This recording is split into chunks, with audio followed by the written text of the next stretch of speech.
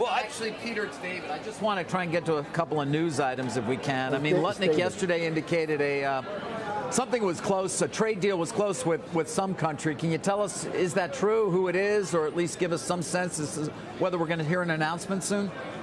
Sure, and look, to be clear, I'm not an active part of the negotiation at the table by choice. That's not what I do here, right. But I'm very plugged into what is being done.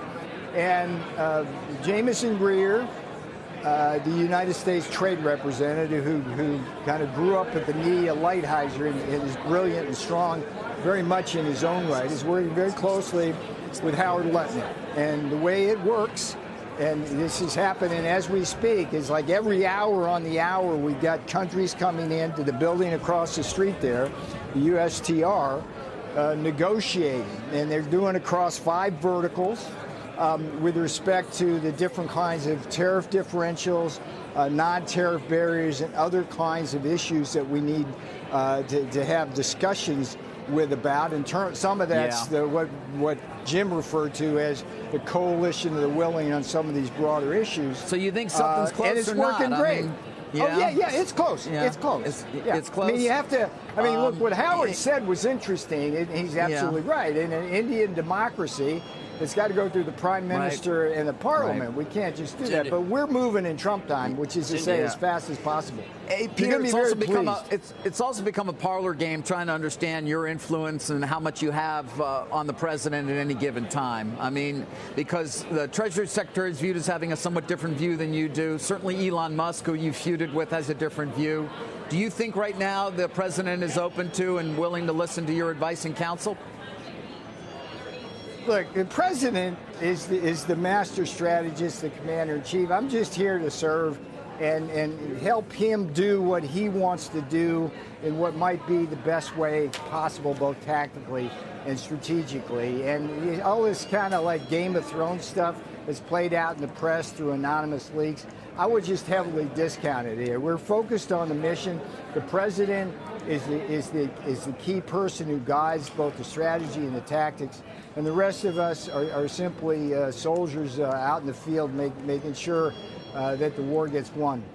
All right, well, I want to come back just to a company, NVIDIA. You met with Jensen Huang. You know he's a great American. You know what they've accomplished.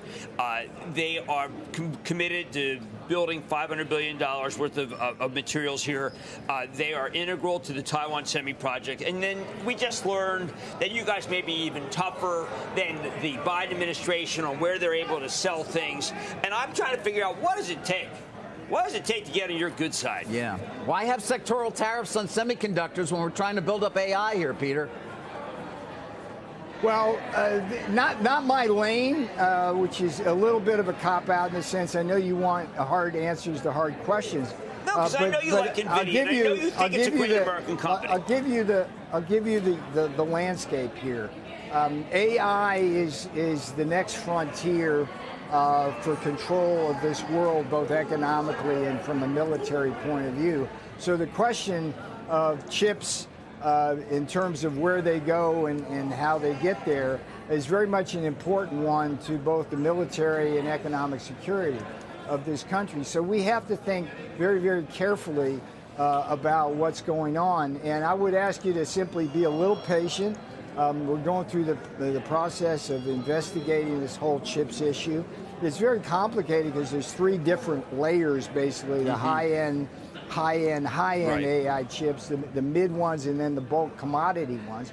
We got to figure out what's best, not just for America, but for the rest of the world with respect to maintaining peace and prosperity. Because AI, as you know, it's a mixed bag in terms of our future.